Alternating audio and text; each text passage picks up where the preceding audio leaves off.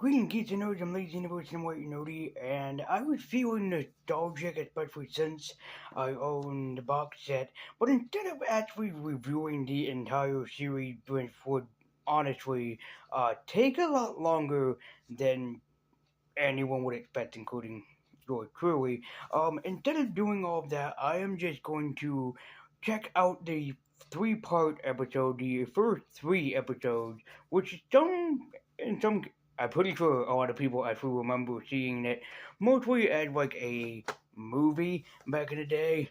But we're just gonna take a look at the three-parter Secret Origins here, and it's been a very long time since I've actually not reviewed, but checked out the first three episodes of Justice League. So just watching these tape really does take me back. Although there is a nitpick I have to make with this box set, and it's that there is no English subtitles for deaf or hard of hearing people like myself. So, Warner Brothers, DC, if you ever re-release this, could you do it with English subtitles so myself and other people won't feel so left out? Because the only subtitles that are on here are French and Spanish, and I don't speak any of those. So, yeah, I was feeling nostalgic, so I thought I'm gonna let you guys enjoy the nostalgic ride with me, and I'm gonna be taking you guys back to checking out the first three episodes of Justice League. I'm gonna try to just go over them as quickly as possible, not highlighting every damn thing that happened in this because there's a lot of things that happen just within these three episodes. So let's go back to the past, back to I think it was 2000 or 2001 when the series came out. So let's just go back to the past and let's just remember um, how Justice League was when it first came out, when it first premiered and everything. And what's funny is that these three episodes have influenced a lot of other DC projects or comic books just in general because it's just an alien invasion. Something that we've seen in Justice League: The New Frontier, both the movie and the Darwin Cookbook, like we saw in the Grant Morrison JOA run, like when they first teamed up, it was because of an alien invasion. So, yeah. So I think that it would be pretty fun to go back to the past and check out Justice League. So with that all said and done, why don't you guys go grab so like a nostalgic snack of yours or something, or basically get yourself kind of like hyped up to see if like you're watching this for the first time all over again. So let's go back into the past and let's enjoy and check out the first three episodes of Justice League. Justice League, oddly enough, begins on Mars with the first episode because it's basically America trying to colonize Mars, and there's some astronauts upon Mars that's basically looking around and trying to discover new crap. When, as luck would have it, one of the astronauts accidentally runs into something evil, like an evil sigil or something, and accidentally releases an evil upon the world that was probably accidental on his part. Where Batman is investigating some strange people in Metropolis who, oddly enough, are working at a research center, when he discovers that they are not quite human because they don't really do anything humanistic. And so Batman tries to intervene with these people. He tried to take them down, talk them down, but there's this woman that basically almost knocks Batman right the fuck out and right on his ass.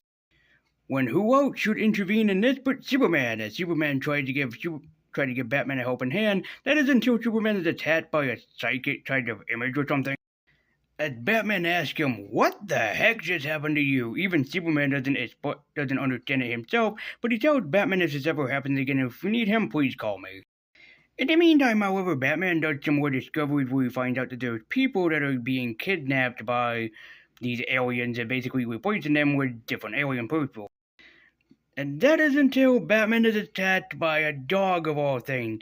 Yep, Batman once again gets his ass handed to him, but this time by a cute little pupper snupper.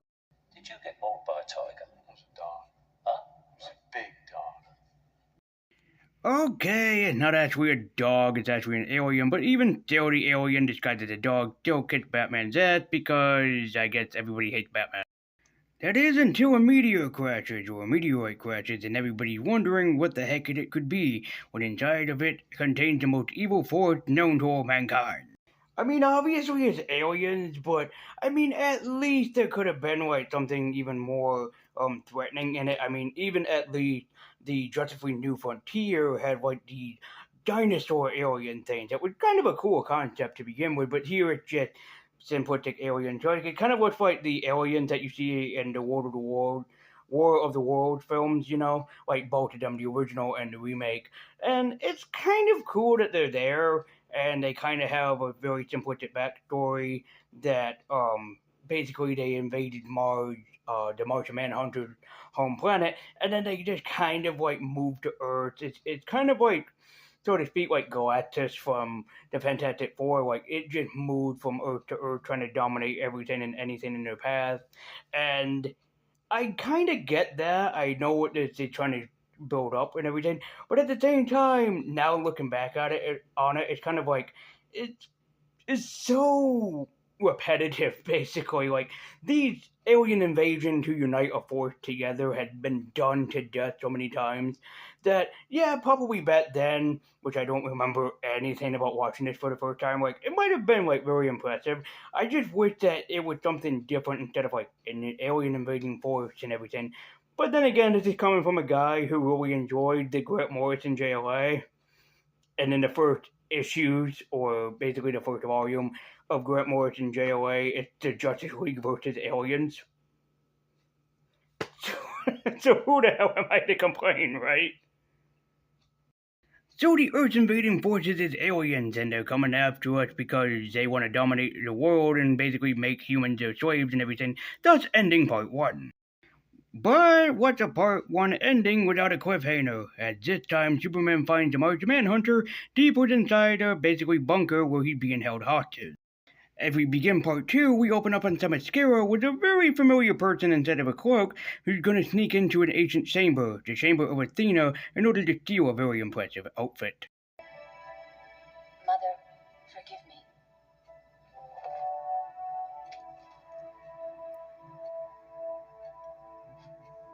As they're being invaded or attacked, they end up being saved by the Green Lantern, but not just any Green Lantern, the John Stewart Green Lantern, who happened to give them a helping hand because he was in the area.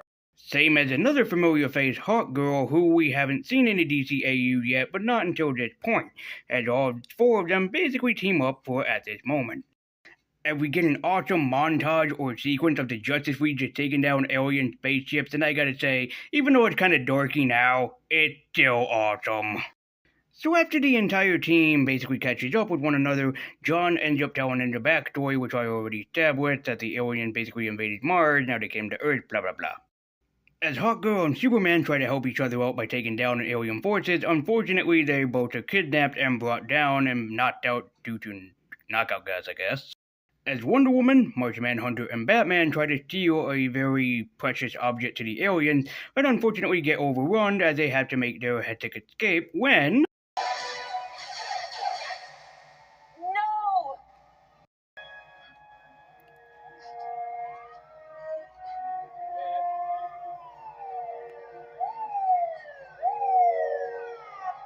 Yeah, they try to pull a holy shit moment of like, holy shit, Batman died.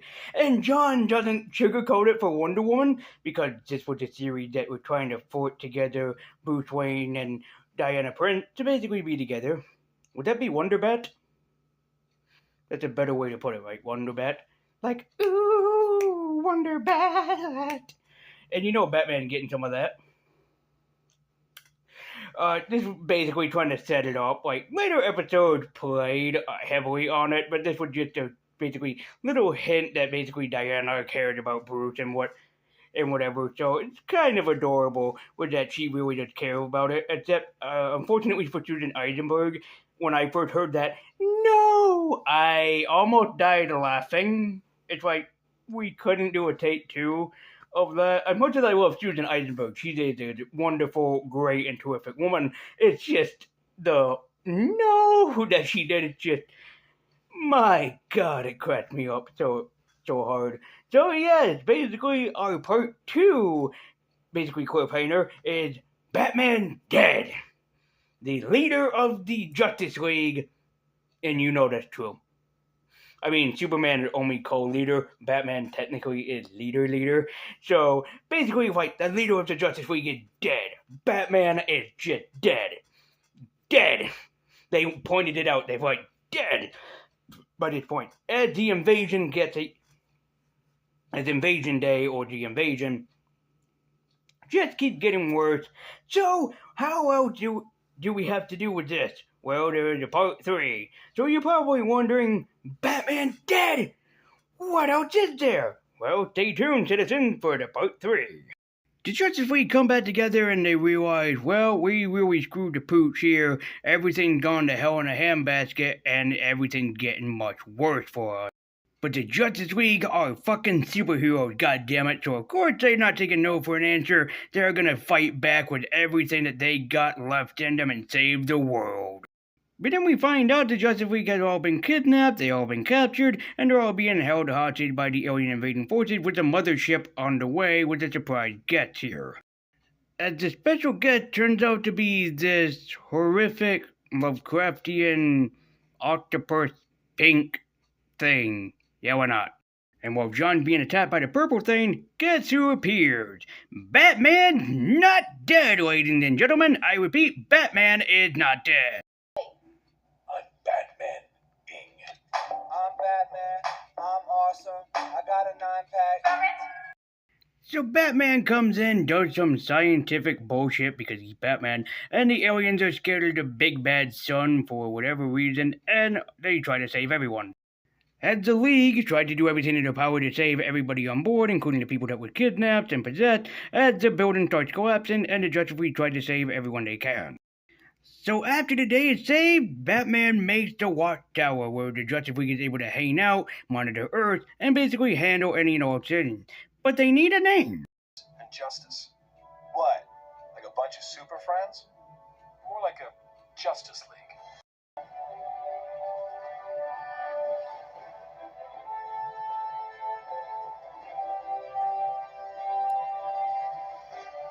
Alright, that's not how the actual episode ends, but it should have, for God's sake. I also love the little roast that they did, like, what, be called the Super Friends? If I don't diss the Super Friends, that's how I got into the Justice League and all the DC superheroes, man. But even still, Justice League Secret Origins is still a great 3-part episode. It probably considered to some of the other animated properties that we have seen, like animated movies and movies just in general. The first 3 episodes might not seem like as good as some other things that we have seen from history, but I have to say that Justice League still holds up to this day. It's still one of the most remembered and most critically acclaimed animated series, and I see why. If you want to just move past the first 3 episodes, the series is still worth checking out. I still might, even though I already did cover the first 3 episodes when I covered, and surprisingly, here it is, when I covered the Justice League Unlimited Saving the World disc. So, I probably might go back and revisit, the first actual 3 episodes, but maybe not. We'll probably just move on to a top 10 list at some point. But Justice League is worth your time if you are a massive Justice League fan, if you're a massive DC fan, or even if you have kids that just want to see something brand new with their favorite superhero. This is definitely worth it for you. It can be dark, but it doesn't go too, overly dark, for example, for the kids. You might have to just check it out yourself, but I promise you that it's not going to get, overly dark for the children. It's not, very graphically violent is what I'm trying to say. So, thank you guys so much for watching. I'm Blaze Universe. I want you to keep eking on, and let me know in the comments down below who is your favorite Justice League member. I mean, not of this team here, of the team in the actual Justice League animated series, but the ones on the main team. Of course, my 2 favorites are Superman and Flash Wally West. I want to hear your favorites in the comments down below, and I will get to my top 10 favorite episode list at some point eventually. If not next month, it will be coming pretty soon. So thank you guys so much for watching. If you want to support the channel and help it grow, the best way to do so is by liking, sharing, commenting, and subscribing, hitting that bell icon to be notified every single time I make an upload, and follow me at Twitter with a link in the description down below. But as always, guys, thank you so much for watching. I believe in the birds. I want you to keep eking on, and until next time, guys, and as always, take care.